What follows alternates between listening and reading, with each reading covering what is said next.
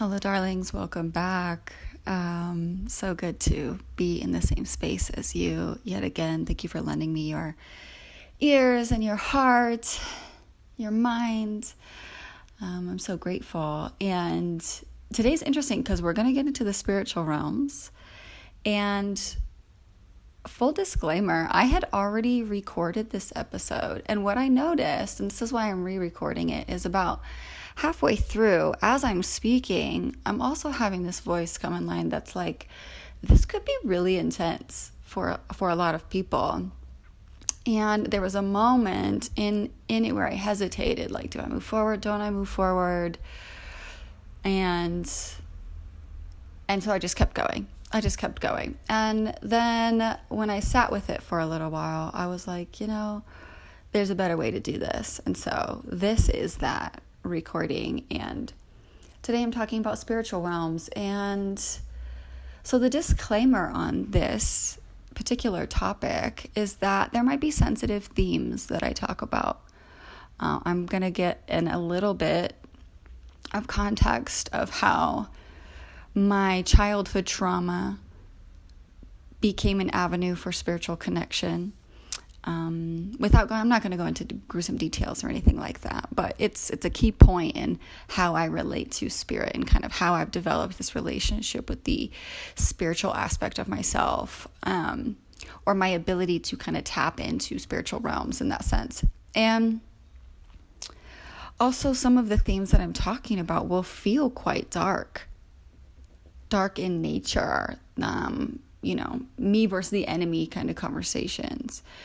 And the way that I express my experience is the way that I experience it. And so I want to also just caveat that, right? Whether you relate to the words I'm saying, maybe you call them different things, that's fine, right? For me, it's all about how you relate to it.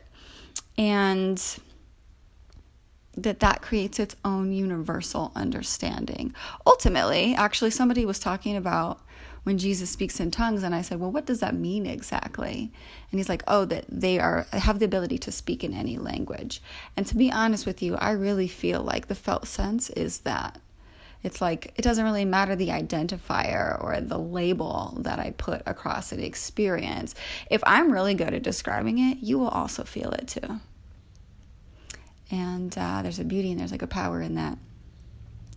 And so, spiritual realms.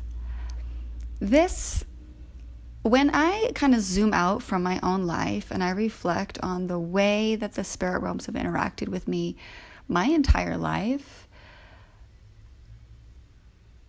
it's beyond a movie.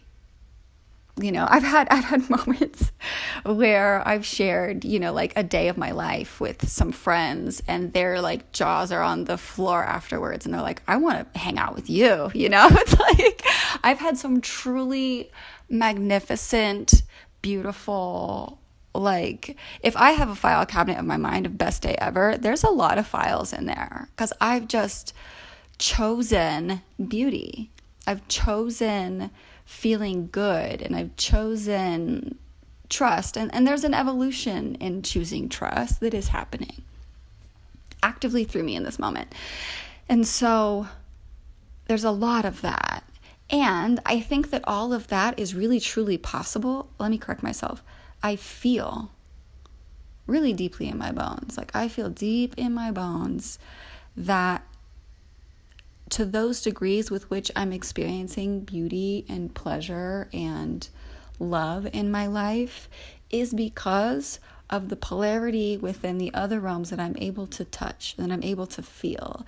And I feel like this is an ability that is available to all people because we all have a soul, right? We all have this like connection to the eternal that is just kind of unexplainable. And so we all have the ability. It's just that I think socially we've been really trained to not feel, because when we don't feel that we are sensitive, or we don't feel that we're in pain, or we don't feel anything at all, we don't really know anything is wrong. We're desensitized, and that's where we've been for a very long time. And I told a woman I had a conversation with Breakfast at Tiffany's the other day, I said, Now that trauma has become more exposed and we're talking about it, and we're talking about the somatic body in the felt sense and how the body has its own spoken language, it's just different than the mind spoken language. Now that we're becoming more and more exposed to it, more and more people are waking up to the idea that they actually have trauma. And I don't say that in a buzzword sense, like, hey, I'm Oprah and we're talking about trauma. Like, everybody is talking about trauma. You get trauma, you get trauma, you get trauma. When people are awakening to the idea, it's like, wow, I carry more than this present moment experience. I can. Historically, I do. And there's a way to course correct that, to where I'm not carrying the burdens of that so much. And I actually get to rewrite that on an epigenetic level inside my body. Like, wait, you mean I can rewire the way that my DNA expresses? Okay. I would love to experience my potentiality. That sounds great. Like, let's see what's possible. And it took me a while to get there. And this is kind of why, right? This takes me back to the spiritual realms and the role that spirit, and I say that all-encompassing,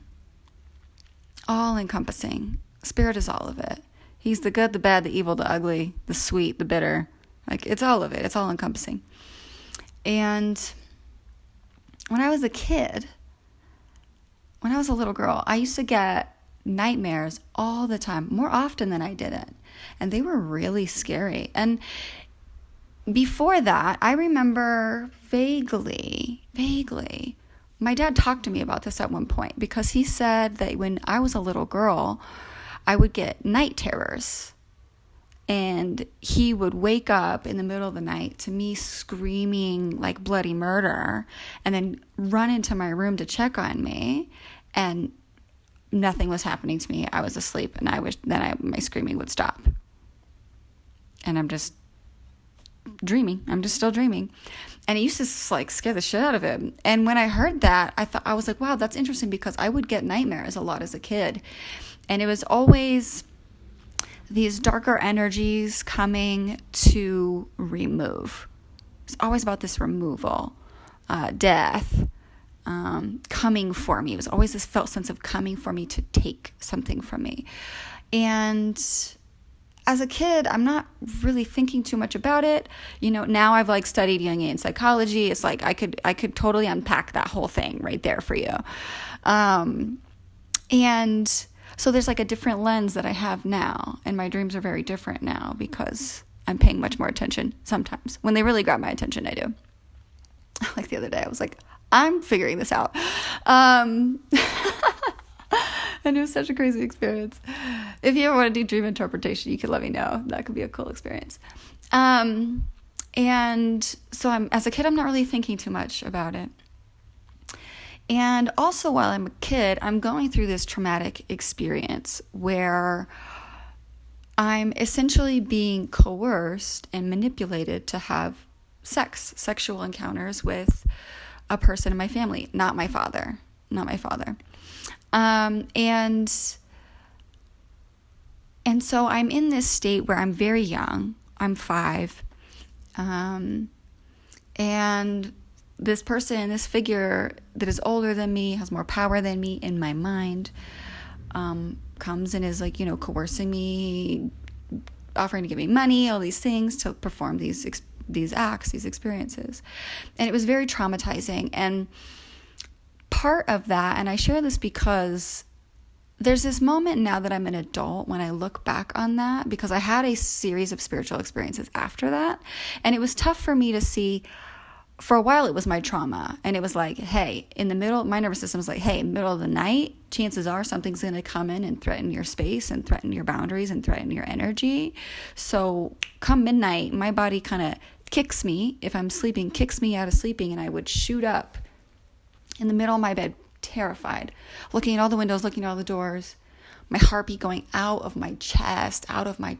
Like, when I say shoot up, it was like you would think I just heard a bomb go off, right? But it's my nervous system kicking into gear. Like, hey, prepare. And I had to do some spiritual work with that particular part that was happening after my trauma. And so that experience was going on for me for about 10 years. like until I was about 16 years old.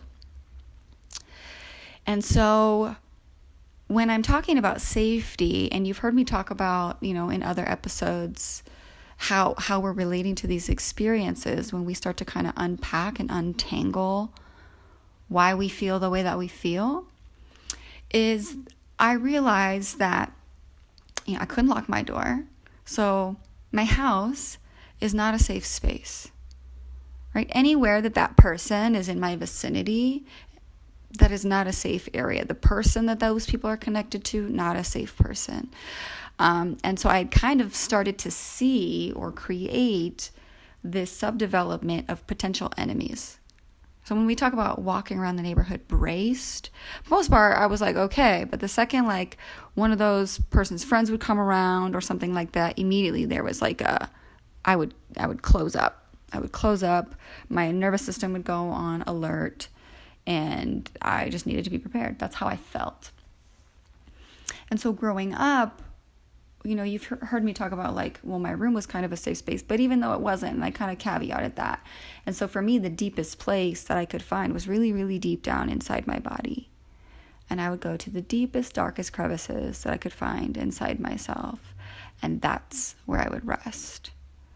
And I've done a lot of work to bring my inner child, that wounded girl that's like, hey, it's scary out here. Like, I don't know about you, but I'm genuinely scared.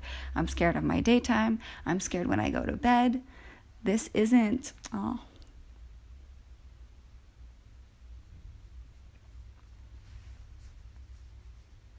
That's bringing up a bit of emotion for me, because it's like her felt experience was so much like, it's scary out there, and it's also scary in here. It's scary when I'm awake. It's scary when I'm sleeping. And that's so tough. Oh. God bless her. God bless her.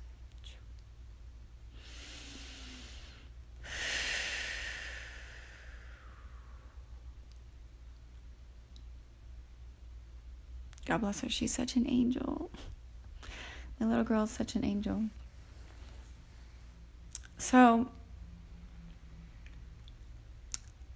when I'm talking about feeling under spiritual attack, thank you for giving me that space to breathe in that moment, to just like exhale and be with her and be with that emotion that's very clearly there. I feel for her. So when I'm talking about spiritual attack, all of these elements are feeling like parts of that, right? It's all these threads or tethers of negative energy that are infecting my ability to feel safe, to feel like I belong, to feel loved, to feel cared for, to feel adored. All of these things are coming in and attacking it. I've got vicious nightmares that are trying to quite literally take my soul. I've got this 10 years of this, a decade of this, coercion in the middle of the night, this somebody coming in and my nervous system being trained, literally trained through repetition to be vigilant at midnight, to the point where I don't think I stopped doing this until a couple years ago.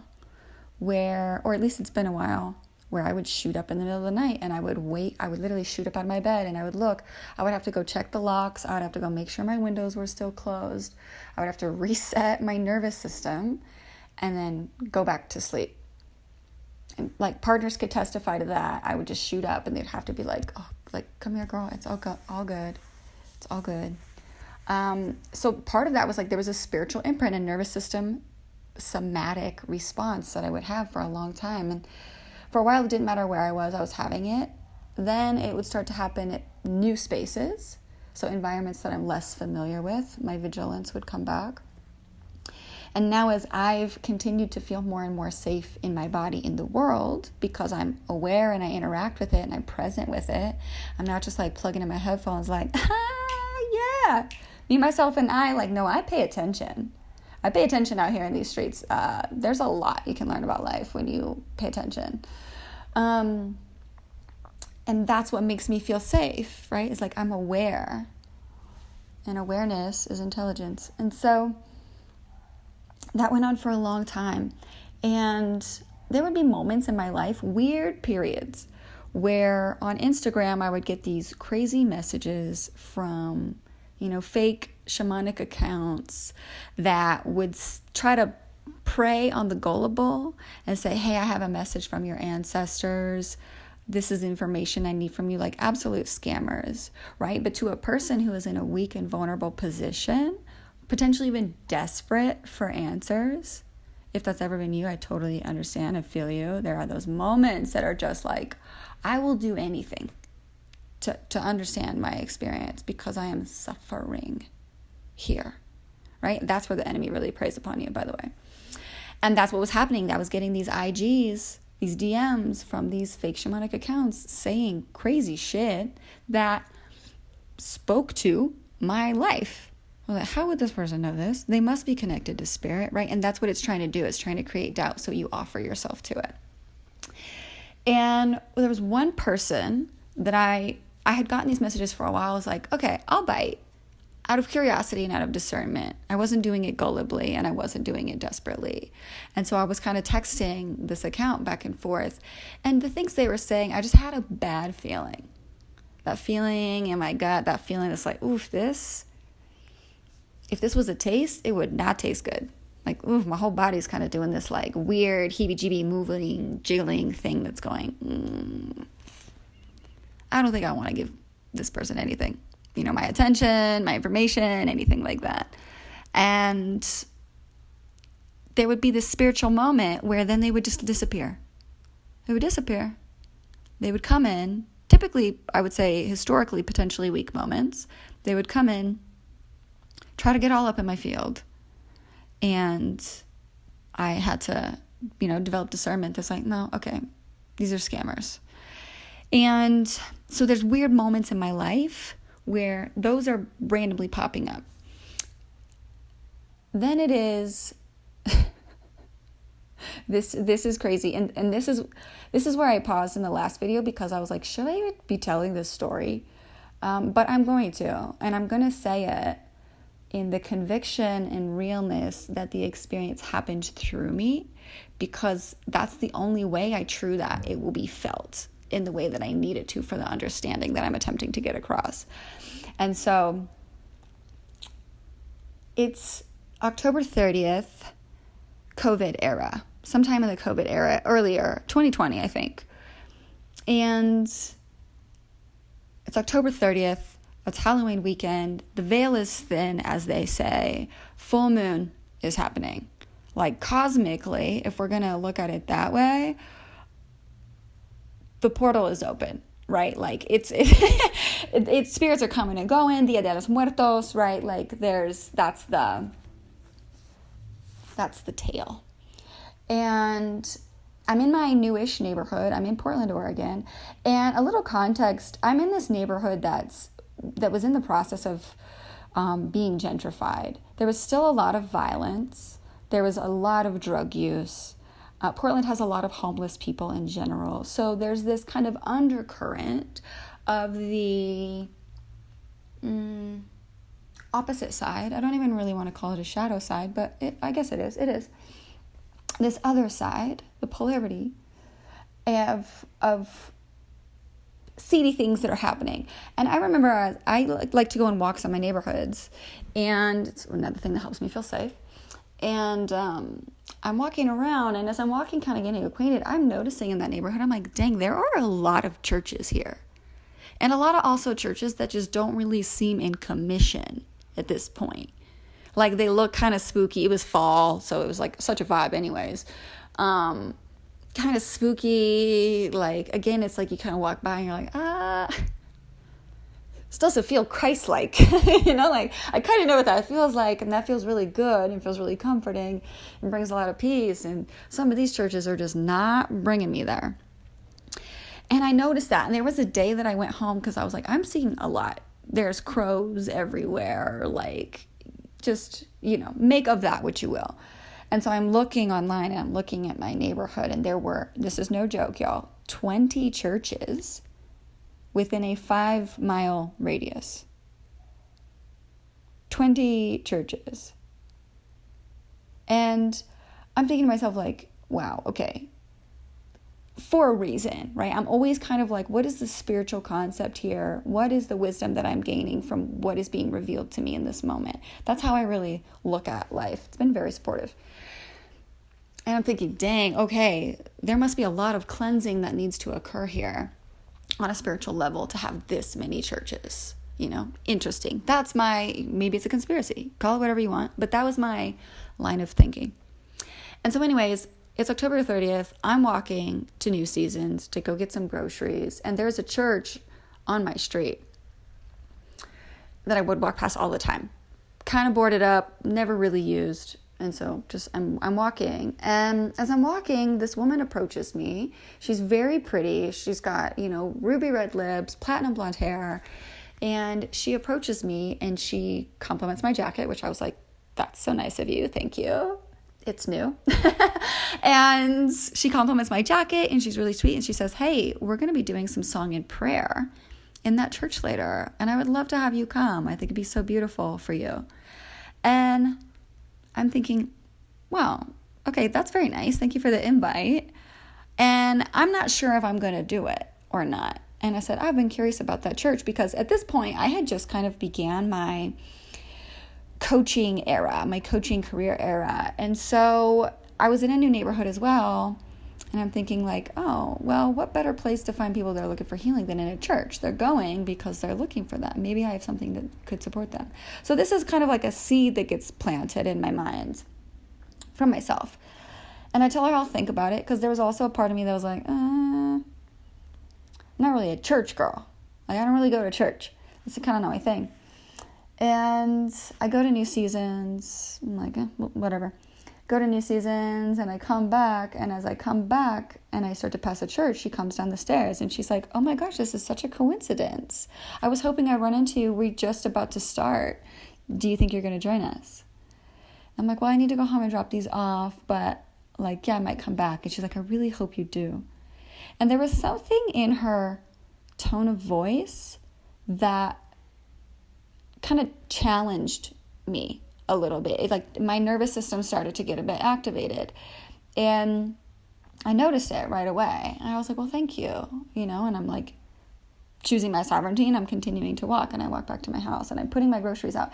And so I sit on my front porch and I'm debating like for 45 minutes if I'm going to go in there or not. And I was having this entire internal conversation with myself, maybe with God as part of it for sure. I'm sure with the enemy as well, right? Like there was a discussion that was happening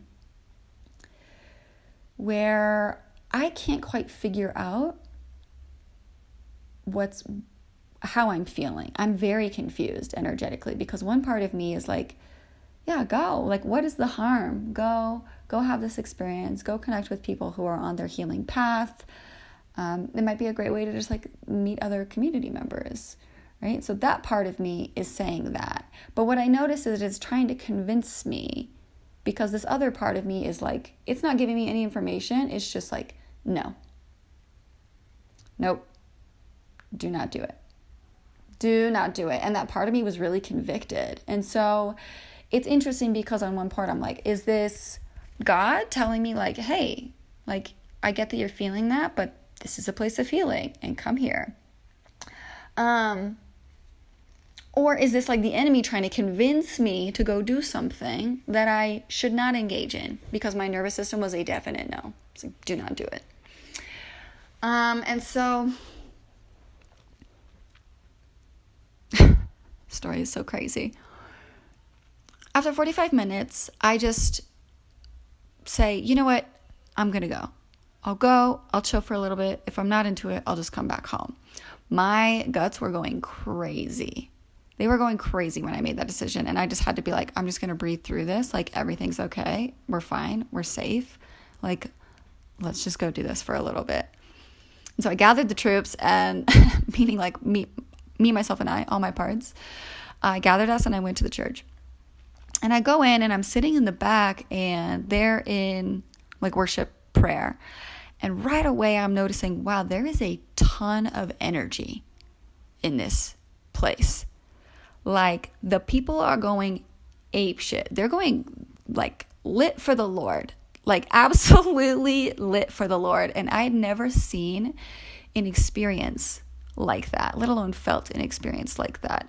And something about it felt off. And I was trying to convince myself, I was like, they're just really passionate.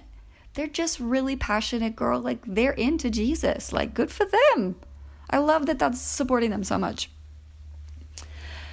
And so I'm watching, and I'm just really taking it in. Like, I'm observing every person. I'm kind of noticing what it is that they're responding to. They're sweating bullets in here. And I'm just like tapped in. I'm listening. I'm really, truly listening beyond just what I'm hearing. And this guy comes up that straight up looks like Jesse Pinkman. And I was like, they definitely picked you up on the streets. This church picked you up on the streets, 1,000%. That's a judgment. I'm just going to call it out first and foremost. That's definitely a judgment and a projection, but that's how I felt. And again, weird vibes. I'm feeling weird vibes from this guy. And the pastor, and they're all a relatively young group of people. The pastor says, hey, you in the back in the blue jacket. And I'm thinking, oh, okay. He goes, what's your name? I tell him my name. He's like, what brought you here today? And I pointed to the woman who was like several rows in front of me. And I said, this beautiful woman, I actually didn't even catch her name, but she was so sweet when she invited me. And so it made me curious to come check it out. And I noticed, because I'm looking at her as I'm pointing to her, I noticed that she is a completely different energy. Where she was bright and bubbly before, she looked like she had just like been abused or something. It was like no light in her eyes. She looked upset. And I was thinking like, oof, that, again, I'm getting all these proof points that this experience does not feel good. And still I'm like, endure. Like, let's just keep seeing. And my whole mantra, if you want to call it that, for the night was like, okay, God, what are you here to show me? Like, okay, God, reveal it to me. You want me to go into this church? Okay. Like, show me what I'm meant to see. And that was very much like what I was anchoring into. So when I'm looking at her and she looks like a completely different person, there's a moment where I go, okay, Lord, I trust that you're here for me. And I'm trusting that I need to know this information. This, like, what are you here for? What am I here for? Show me what I'm here for. So he calls me forward, and I go forward, and I'm in front of this whole church. I mean, there's less than 50 people, so it's not like a massive congregation or anything. And they're live streaming this. And I'm up there, and they're asking me, do you feel like you have an intimate connection with the Lord? And I said, wow, nobody's ever asked me that before. But yes, I think I do. Like, I have conversations with him all the time. I feel his presence. And I was like, I feel like I do have a very intimate relationship with him. And they asked, well, how do you typically connect him? And I said, oh, I'll do it in writing. I'll do it in prayer. And I said other times I do it in cards, because I was playing with oracle cards and tarot cards at the time. And there's this collective in the crowd, right? And I'm just like, okay. Like, I'm trying to give you an honest answer, and everybody's like about to hyperventilate. Immediately, this woman steps out. She goes, can I give you a hug? And I said, sure. She gives me a hug, and she's hugging me. She's like, don't worry. We will be the mother that you never had, and we'll take care of you. And I'm not really hugging her back, because I'm like, what is going on, first of all? And then when she's saying that thing, I'm kind of like, oh, okay. Like, I don't know if I want that. I don't know if I need that. But I'm picking up this information that she's sending me, that she's giving me, right? And then this guy comes, and he's like, he gives me a hug too, but I could feel, and there's the difference. The woman, when she hugged me. Like, she was really trying to get me to soften into it and just like surrender to her. The gentleman was afraid to touch me. He was very braced. And he was like, kind of like doing it because he needs to, but it was like, I could feel, I was like, ooh, you're not as sincere. You're a little bit nervous about what I just said. rightfully so. And I'm stepping back and I'm going, everything about this feels really off to me. Everything about it feels really, really off. The pastor asked if I would like to be baptized. And I have this moment where I think, okay, Lord, am I here to get baptized? Like, it's COVID 2020. I don't know what's going on with the world. Like, okay, am I here for a healing? Like, is that what's happening? And so I say, like, yeah. I'm like, okay, yeah, baptize me. Let's go for it, right? Let's go for it. And the church goes crazy, and it's like this pivotal moment, and I'm like, okay, Lord, I guess I'm here to be baptized. And I'm directed. I get a little cup of tea or whatever, and the Pinkman guy is downstairs, and it's kind of like this basement of a church, and he's looking around. Again, his energy is weird. He's kind of frantic, and some of the other women, including the woman that brought me, also come down. And I'm chatting with them a little bit, and I'm curious. I ask the guy, I say, hey, I'm just curious, is this like a full dunk me in a tank baptism, or is this like you're putting some water on my face in the Father, the Holy Spirit? And he's like, no, I'm looking for a tank. And I made a joke literally with the quickness that just was funny for me, but he did not receive well. And I just, under my breath almost, I was like, well, that's going to have to be some holy water. That's going to have to be some holy water. And he freezes, and all of a sudden his eyes just turn absolutely black. And he runs over to me, and I'm talking like wickedness in his voice. He was like, are you ready to sacrifice your life for the Lord? And he had grabbed me, like very strong, grabbed my arm. And I had this moment where my whole system was like red alarms. Boop, boop, boop. No. This is not it. And I telling him, I'm like, hey, you're saying sacrifice, and you're saying this to me while holding me very aggressively. This doesn't feel right for me. I want to actually know what I'm agreeing to when I say something like that. And I was dead serious. I was like, I want to know what that means to you, because you're about to do this to me, and I want Christ. Am I going to drink Kool-Aid and be a part of a Christ cult? That was not my choice today. And so I'm telling him, I don't really like your tone of voice. I don't like the way that you're grabbing me. And I also don't like that word. So like, give me definition of what that means so I can truly consent to it. And I was just like, I was on fire, because he was violating my space and he was violating my boundary. And immediately my body could feel like, this is not the Lord. This is not the work of the Lord at all. This is not it. And him in this moment, when I say that, and I'm questioning him to give me a definitive answer as to what that means, him and these other 4 women put their hands all over my body, and they start speaking in tongues.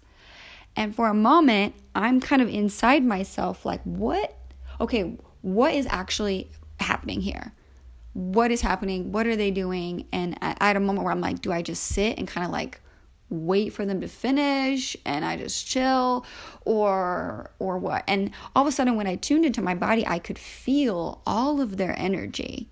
I could feel all of their energy like penetrating and moving around my lungs, around my stomach. Like, I felt all of it. And this guy, while he's speaking in tongues, he's also saying, he's snapping his fingers at me in front of my face. Oh my gosh, now it's escaping me. He's saying these things that are just like wicked. And so there's this moment where inside my body, I lose myself to some degree.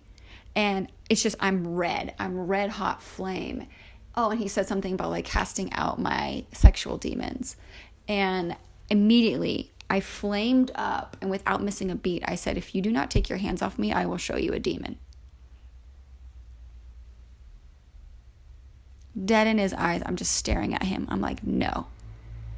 like, that is enough. You are, like, whatever you're doing, no. You do not have a right to touch my body. You do not have a right to extract fucking anything from me. Like, get your hands off me. And the women immediately retreated their hands, and they were scared. They were really scared. And I looked right at them and I said, what you guys are doing here is not correct. This is not how you bring people to Christ. This is absolutely not it. Like, anyway, I called them demons, and they took their hands off me.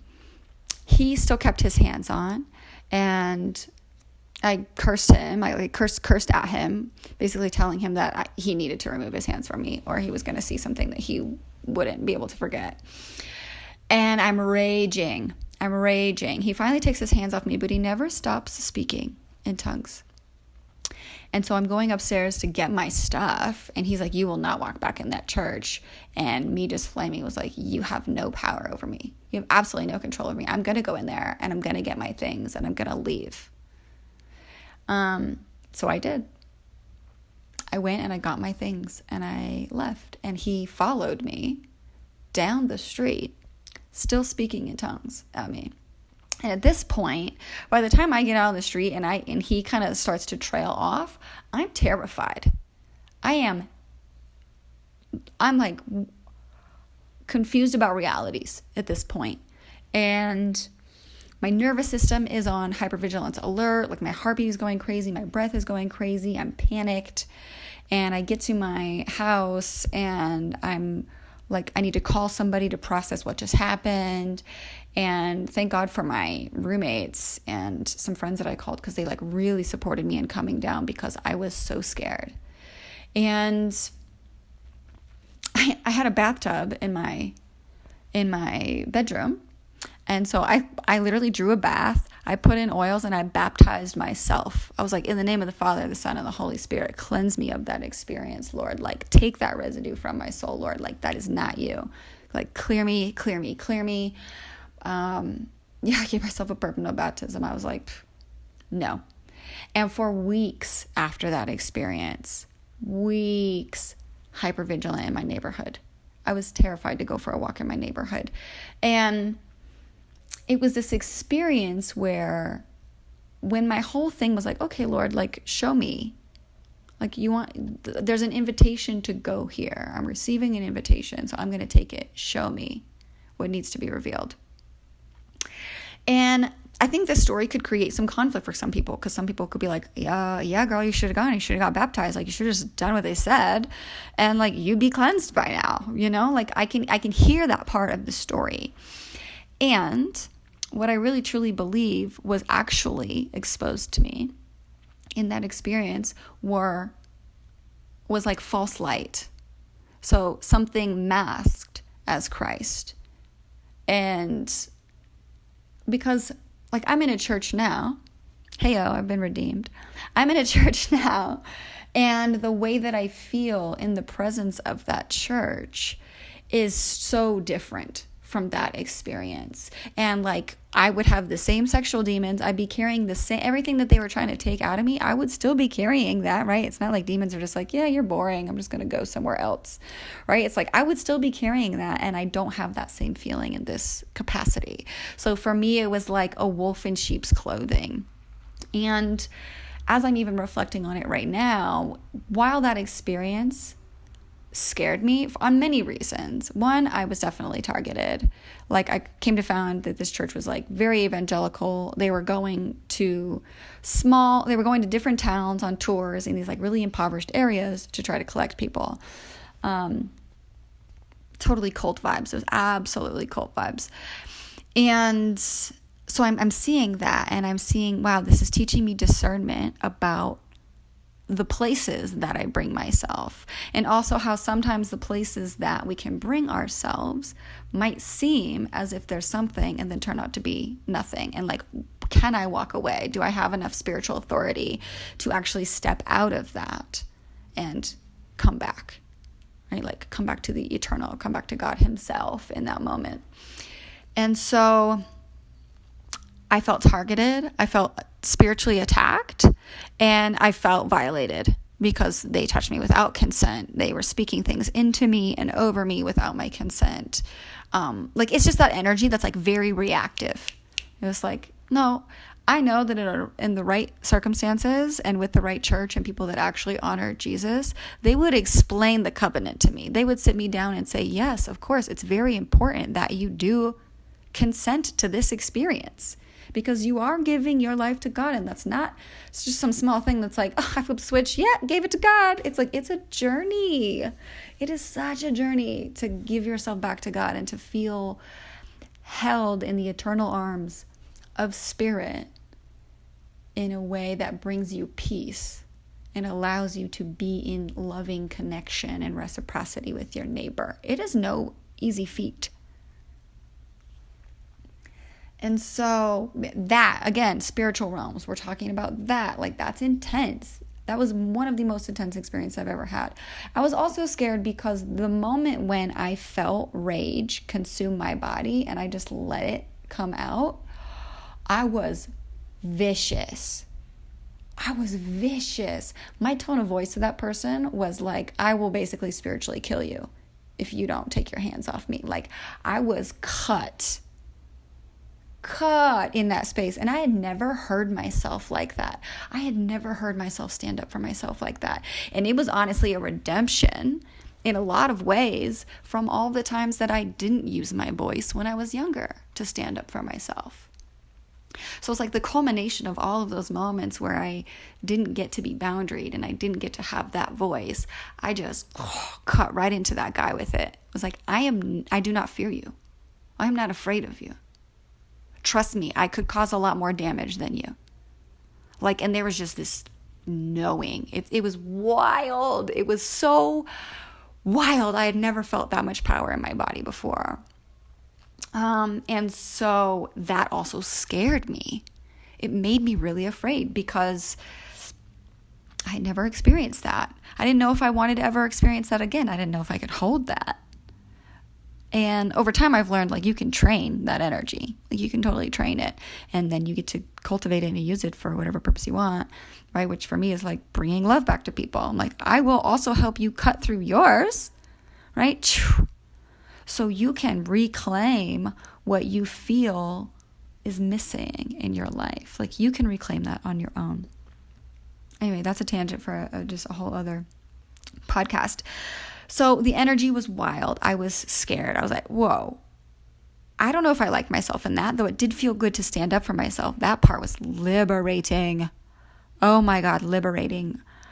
And I knew that I was like, there has to be a better way though. Like, there has to be a better experience, a better approach. Like, we don't need to be walking into churches and having that experience over and over again. Like, I have learned that lesson. Thank you so much. I will contemplate the wisdom of that, and I will bring the wisdom into my everyday life. So I am entering safe spaces where I can have the experience that I truly want and desire out of that. You know, God doesn't corner you and try to force you into a baptism. He's like, ciao, come when you're ready. I am here for you. Just let me know. So that's another spiritual experience I have. That's true. That's real life. That is a real lived experience. I had my roommates to just like help support me, because when I would walk in the streets, I felt like I kept seeing demons in people. And certain people I wouldn't. And I'd be like, okay, you're safe. And my nervous system would relax. But then I would see and I would feel this energy from other people that I was like, no. And I had a really hard time. I would say borderline, like this could have been a spiritual psychosis moment where I'm having a hard time distinguishing reality from this other form of reality. 3D reality versus spiritual reality. And I had to really learn to work with my nervous system so that I would begin to feel safe in my neighborhood again. And it took a while. It took like several weeks for me to fully come down from that. And then when I did, I was like, whew, it's because like for me, it's like I got right with the Lord again. I was like, hey, I need your help to process this, because I know that that was not you. And I need to understand this better. And so I went on a big journey with the Lord in that season. So again, spiritual realms. And I'm sharing all these spiritual realm stories because my pregnancy window was, it's like I'm struggling to put it into words, which is usually pretty difficult for me. That's how vast the experience was, and it was so intense. It was so intense. The portal of pregnancy, the portal of decision. There's moments where I feel like I'm standing at the gate of opportunity or the gate of death, and I am just losing it inside because that was never a choice I ever wanted to have to make in my life ever. I never wanted that for myself. I didn't want to feel like I'm the ultimate dealer. And it tore me up. That experience tore me up. I went through spiritual crisis while I was pregnant and well after. And so in that, it's its own deeply spiritual experience. And I'm going to pause this here because that was actually a lot for today. And I'm going to continue this in another part because there's so much to share about how spirit was revealing itself to me before I was pregnant, that was telling me that I was going to be pregnant, but I was just like, I was really struggling to understand what was going on. I was like, why does this keep happening? And Dave would make a joke and I was like, no, but it's weird, right? Haha, low key, the spirit's doing its thing because it reaches me in the most interesting ways. And then being in the actual pregnancy window, the pregnancy portal, if we want to call it that, was deeply spiritual. And the journey that it took me on is something that I feel a lot of people must go through, a lot of women who bear children must go through, because it really challenged my foundation of confidence and my ability to trust in myself, in the life that I've cultivated for myself, ultimately in God. The spirit was going to support me no matter what. It really challenged that, and it took me to the depths of my own hell, and I lived there for too long. I felt it so deep in my bones, what it was like to be down there. And whew,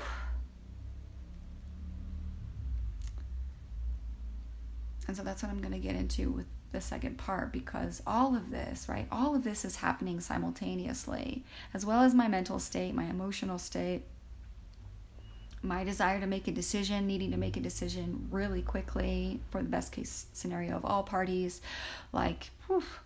And so it plays a big role also in why I made the decision that I made.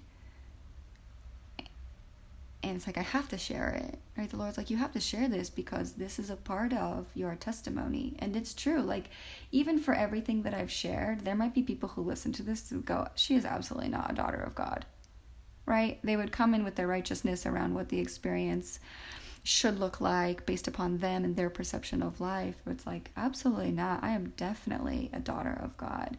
And how I know is because I'm getting closer and closer and closer to him every day. That is what he wants for me. That is his ultimate desire. As he goes, hey babe, you've made mistakes in your life. Like, amen. I have definitely made mistakes in my life.